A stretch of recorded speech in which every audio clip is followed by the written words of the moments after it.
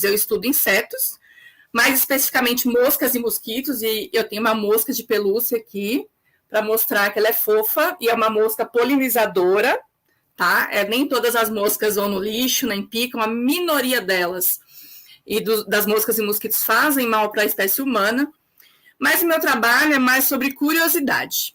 Eu quero saber com quem que a gente mora. Então, desde sempre, eu escuto muito uma pergunta. Que bicho é esse? Né? Que planta também, mas quando eu falei que eu estudava bicho, pararam de falar isso para mim. Então, eu escuto muito que bicho é esse, e depois que eu respondo, eu escuto para que serve esse bicho. Então, antes de responder essa pergunta, eu explico o que eu faço. Então, eu sou curiosa, eu quero saber com quem que a gente vive no planeta. E tem vários cientistas que fazem isso. Né? A gente descreve a biodiversidade, a gente vai contar com quem que a gente mora. Então, eu vou descobrir o nome e com quem que a gente vive aqui. No meu caso, como a gente tem milhões, às vezes bilhões, a gente tem vários números que a gente não sabe ao certo, né, com relação às espécies, pode variar de 5 milhões as hipóteses até 100 milhões de espécies.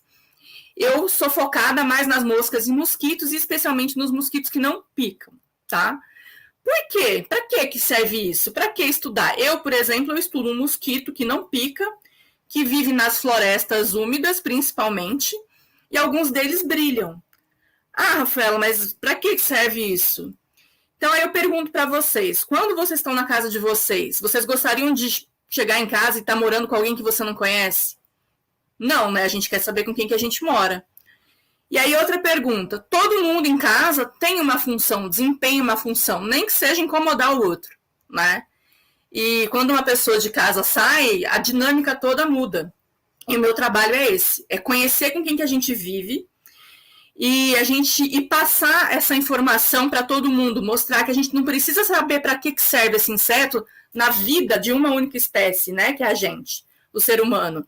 Às vezes, esse inseto ou uma planta tem uma função que a gente nem imagina, e que se a gente não cuidar desse habitante da nossa grande casa, que é o planeta, a gente vai causar uma bagunça nessa casa que às vezes a gente não sabe se a gente vai conseguir arrumar. Então, o meu principal trabalho é conhecer quem são as moscas e os mosquitos e ajudar a gente a preservar esses espaços que eles vivem para a gente preservar a nossa casa, porque não tem lá fora, né? A gente só tem essa casa aqui. Por mais que a gente tenha muitos estudos, né, de outros planetas, a gente só tem aqui dentro, não tem lá fora. Então, quando a gente fala, coloca o lixo lá fora, não tem lá fora. A casa é o planeta todo. E a minha ideia, né, o meu trabalho é conhecer com quem que a gente vive, e às vezes eu descubro, né, a função de alguns deles, mas não necessariamente a função deles tem a ver com a gente. Então, só para dar um exemplo, se a gente não tivesse baratas, eu não gosto muito, tá? Besouros, por exemplo, e formigas e cupins, a gente ia viver atolado em lixo. Não ia ter lixeiro no mundo que resolvesse isso. Então, são os maiores cicladores de material em decomposição. Então, todos esses organismos, todos os animais, todas as plantas, eles têm uma função importantíssima na nossa casa, que é o planeta.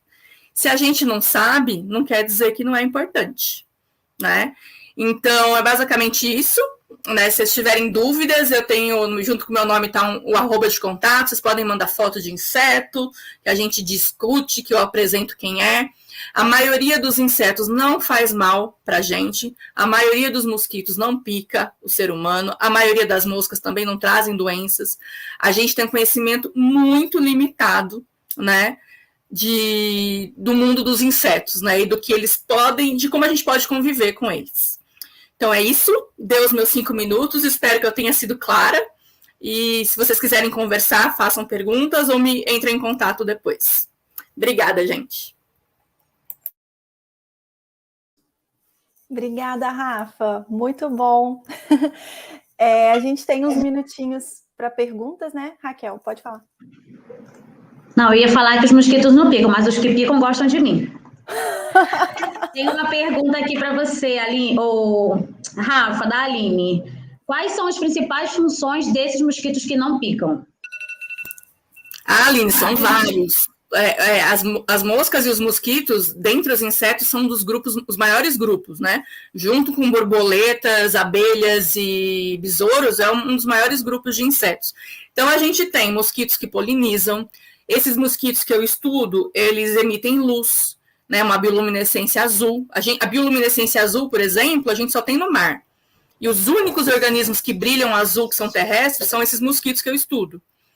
E essa substância, por exemplo, da bioluminescência, ela pode ser utilizada aí aplicado, né? Olha que coisa doida, a gente nem sabia e descobriu depois que poderia usar para isso, para marcar células do câncer, espermatozoides, para ver se tem oxigênio no espaço. Então, tem uma série de coisas que esses mosquitos fazem. Por exemplo, quem gosta de chocolate? A maioria das pessoas gosta.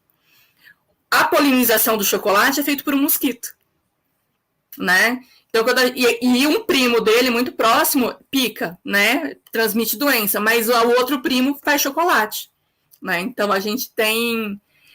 Os mosquitos podem surpreender a gente de maneiras muito felizes. Esses mosquitos que a Raquel falou também me amam. Eu tenho alergia a eles, inclusive. Mas eu também amo chocolate. Então, eu amo aquele mosquito que também poliniza as flores do cacaueiro, né? Não sabia! Também não, tá vendo? Olha que incrível. A gente sempre associa mosquito a isso, a picada, a coceira, alergia. Tem mais uma pergunta aqui, do Kaique. O Kaique é o filho da Tatiana, tá aqui querendo saber qual é o maior inseto do mundo.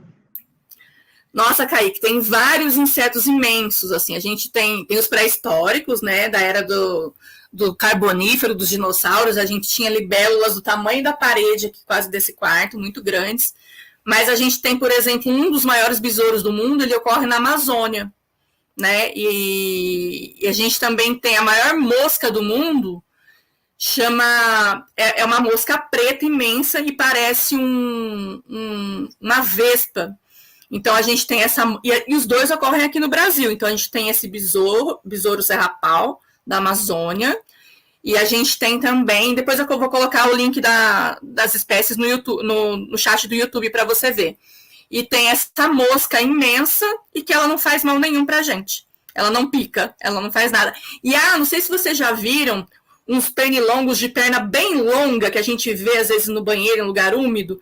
Todo mundo fala, é um mosquito gigante, vai me picar. Eles não picam. Esses mosquitões pernudões gigantes, eles são totalmente...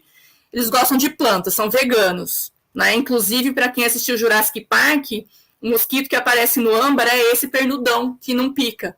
Então, é uma falha do filme. Aquele mosquito jamais teria sangue no trato digestório dele.